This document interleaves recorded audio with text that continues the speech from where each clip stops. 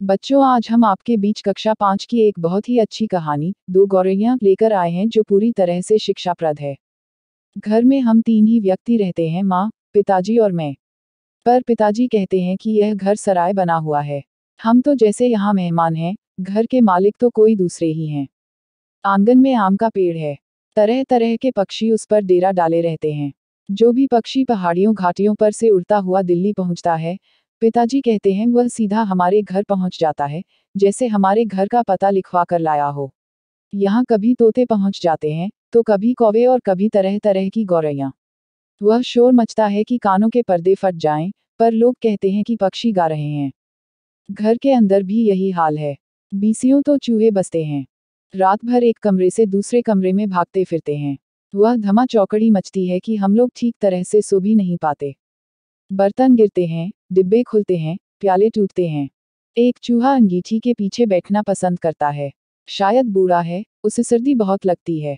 एक दूसरा है जिसे बाथरूम की टंकी पर चढ़कर बैठना पसंद है। उसे शायद गर्मी बहुत लगती है। बिल्ली हमारे घर में रहती तो नहीं, मगर घर उसे भी पसंद है और वह कभी कभी झांक जाती है। मन आया तो अंदर आकर दूध पी गई, न मन आया तो बाहर से ही फिर आऊंगी कहकर चली जाती है। शाम पड़ते ही 2-3 चमगादड़ कमरों के आर पार पर फैलाए कसरत करने लगते हैं। घर में कबूतर भी हैं। दिन भर गुटगून का संगीत सुनाई देता रहता है। इतने पर ही बस नहीं, घर में छिपकलियां भी हैं और बरें भी हैं। और चींटियों की तो जैसे फौजी छावनी डाले हुए है। अब एक दिन 2 गौरैया सीधी अंदर घुस आई और बिना पूछे उड़ उड़कर मकान देखने लगी। पिताजी कहने लगे कि मकान का निरीक्षण कर रही हैं कि उनके रहने योग्य है या नहीं। कभी वे किसी रोशनदान पर जा बैठती, तो कभी खिड़की पर। फिर जैसे आई थी वैसे उड़ भी गईं। पर 2 दिन बाद हमने क्या देखा कि बैठक की छत में लगे पंखे के गोले में उन्होंने अपना बिछावन बिछा लिया है, और सामान मान भी ले आई हैं और मजे से दोनों बैठी गाना गा रही हैं। जाहिर है, उन्हें घर पसंद आ गया था। माँ और पिताजी दोनों सोफे पर बैठे उनकी ओर देखे जा रहे थे। थोड़ी देर बाद माँ सिर हिलाकर बोली, अब तो ये नहीं उड़ेगी। पहले इन्हें उड़ा देते, तो उड़ जाती।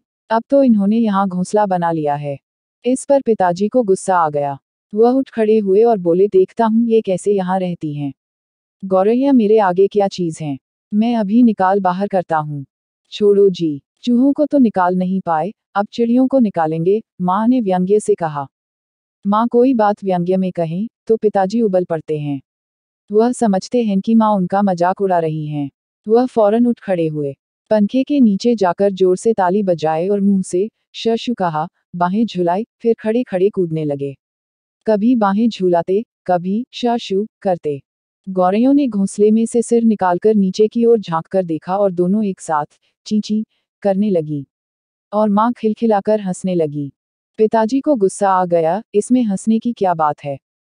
माँ को ऐसे मौकों पर हमेशा मजाक सूझता है। हंसकर बोली, चिड़ियां एक दूसरी से पूछ रही हैं कि यह आदमी कौन है और नाच क्यों रहा है। तब पिताजी को और भी ज्यादा गुस्सा आ गया और वह पहले से भी ज्यादा ऊंचा कूदने लगे। गौरैया घोंसले में से निकलकर दूसरे पंखे के डंडे पर जा बैठी। उन्हें पिताजी का नाचना जैसे बहुत पसंद आ रहा था। माँ फिर हंसने लगी, ये निकलेंगी नहीं जी।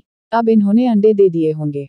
निकलेंगी कैसे नहीं, पिताजी बोले और बाहर से लाठी उठा लाए। इसी बीच गौरैया फिर घोंसले में जा बैठी थी। उन्होंने लाठी ऊंची उठाकर पंखे के गोले को ठकोरा। चींची करती गौरैया उड़कर पर्दे के डंडे पर जा बैठी। इतनी तकलीफ करने की क्या जरूरत थी। पंखा चला देते तो ये उड़ जाती, माँ ने हंसकर कहा। पिताजी लाठी उठाए पर्दे के डंडे की ओर लपके। एक गौरैया उड़कर किचन के दरवाजे पर जा बैठी, दूसरी सीढ़ियों वाले दरवाजे पर। माँ फिर हंस दी, तुम तो बड़े समझदार हो जी, सभी दरवाजे खुले हैं और तुम गौरैयों को बाहर निकाल रहे हो। एक दरवाजा खुला छोड़ो, बाकी दरवाजे बंद कर दो, तभी ये निकलेंगी। अब पिताजी ने मुझे झिड़क कर कहा, तू खड़ा क्या देख रहा है, जा दोनों दरवाजे बंद कर दे। मैंने भागकर दोनों दरवाजे बंद कर दिए। केवल किचन वाला दरवाजा खुला रहा। पिताजी ने फिर लाठी उठाए और गौरैयों पर हमला बोल दिया। एक बार तो झूलती लाठी माँ के सिर पर लगते लगते बची। चींची करती चिड़ियां कभी एक जगह तो कभी दूसरी जगह जा बैठती। आखिर दोनों किचन की ओर खुलने वाले दरवाजे में से बाहर निकल गईं। माँ तालियां बजाने लगी। पिताजी ने लाठी दीवार के साथ टिकाकर रख दी और छाती फैलाए कुर्सी पर आ बैठे। आज दरवाजे बंद रखो, उन्होंने हुक्म दिया, एक दिन अंदर नहीं घुस पाएंगी, तो घर छोड़ देंगी। तभी पंखे के ऊपर से ची ची की आवाज सुनाई पड़ी और माँ खिलखिलाकर हंस दी। मैंने सिर उठाकर ऊपर की ओर देखा, दोनों गौरैया फिर से अपने घोंसले में मौजूद थी। दरवाजे के नीचे से आ गई हैं, माँ बोली। मैंने दरवाजे के नीचे देखा। सचमुच दरवाजों के नीचे थोड़ी थोड़ी जगह खाली थी। पिताजी को फिर गुस्सा आ गया। माँ मदद तो करती नहीं थी, बैठी हंसे जा रही थी। अब तो पिताजी गौरैयों पर पिल पड़े। उन्होंने दरवाजों के नीचे कपड़े ठूंस दिए ताकि कहीं कोई छेद बचा नहीं रह जाए, और फिर लाठी झुलाते हुए उन पर टूट पड़े। चिड़ियां ची ची करती फिर बाहर निकल गईं, पर थोड़ी ही देर बाद वे फिर कमरे में मौजूद थीं। अब की बार वे रोशनदान में से आ गई थी, जिसका एक शीशा टूटा हुआ था। देखो जी, चिड़ियों को मत निकालो, माँ ने अब की बार गंभीरता से कहा। अब तो इन्होंने अंडे भी दे दिए होंगे, अब ये यहाँ से नहीं जाएंगी। क्या मतलब? मैं कालीन बर्बाद करवा लूं? पिताजी बोले और कुर्सी पर चढ़कर रोशनदान में कपड़ा ठूस दिया और फिर लाठी झुलाकर एक बार फिर चिड़ियों को खदेड़ दिया। दोनों पिछले आंगन की दीवार पर जा बैठी। इतने में रात पड़ गई। हम खाना खाकर ऊपर जाकर सो गए। जाने से पहले मैंने आंगन में झांककर देखा, चिड़ियां वहां पर नहीं थी। मैंने समझ लिया कि उन्हें अक्ल आ गई होगी, अपनी हार मानकर किसी दूसरी जगह चली गई होंगी। दूसरे दिन इतवार था। जब हम लोग नीचे उतरकर आए तो वे फिर से मौजूद थीं और मजे से मल्हार गा रही थीं। पिताजी ने फिर लाठी उठा ली। उस दिन उन्हें गौरैयों को निकाल बाहर करने में बहुत देर नहीं लगी। अब तो रोज यही कुछ होने लगा। दिन में तो वे बाहर निकाल दी जाती, पर रात के वक्त जब हम सो रहे होते तो न जाने किस रास्ते से वे अंदर घुस आती। पिताजी परेशान हो उठे। आखिर कोई कहाँ तक लाठी झुला सकता है? पिताजी बार बार कहें, मैं हार मानने वाला आदमी नहीं हूँ, पर आखिर वह भी तंग आ गए थे। आखिर जब उनकी सहनशीलता चुक गई तो वह कहने लगे कि वह गौरैयों का घोंसला नोचकर निकाल देंगे, और वह फौरन ही बाहर से एक स्टूल उठा लाए। घोंसला तोड़ना कठिन काम नहीं था। उन्होंने पंखे के नीचे फर्श पर स्टूल रखा और लाठी लेकर स्टूल पर चढ़ गए।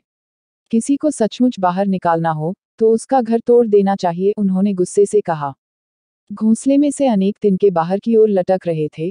गौरैयों ने सजावट के लिए मानो झालर टांग रखी हो। पिताजी ने लाठी का सिरा सूखी घास के तिनकों पर जमाया और दाएं ओर खींचा। दो तिनके घोंसले में से अलग हो गए और फरफराते हुए नीचे उतरने लगे।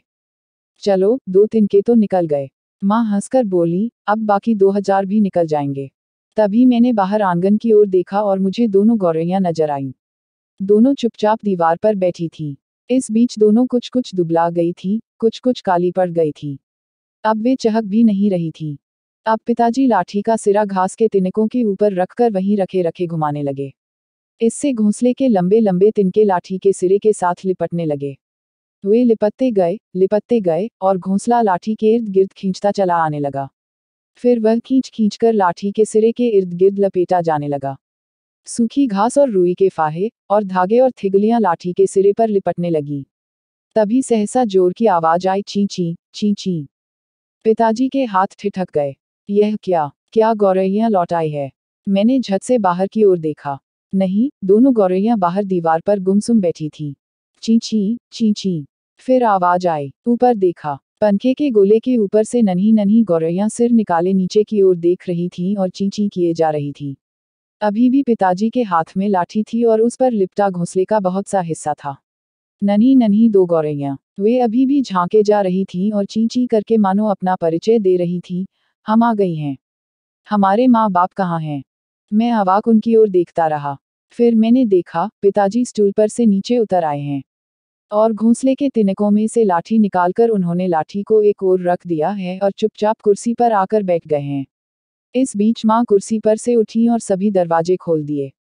नन्ही चिड़ियां अभी भी हौफ हाफ कर चिल्लाए जा रही थीं और अपने माँ बाप को बुला रही थीं। उनके माँ बाप झट से उठकर अंदर आ गए और ची ची करते उनसे जा मिले और उनकी नन्ही नन्ही चोंचों में चुपगा डालने लगे। माँ, पिताजी और मैं उनकी ओर देखते रह गए। कमरे में फिर से शोर होने लगा था, पर अब की बार पिताजी उनकी ओर देख देखकर केवल मुस्कुराते रहे। बच्चों, आपको यह हिंदी स्टोरी कैसी लगी? हमें कमेंट बॉक्स में अवश्य बताएगा। स्टोरी अच्छी आने पर please like, share and subscribe जरूर कीजिएगा। कहानी अंत तक सुनने के लिए आपका बहुत बहुत धन्यवाद।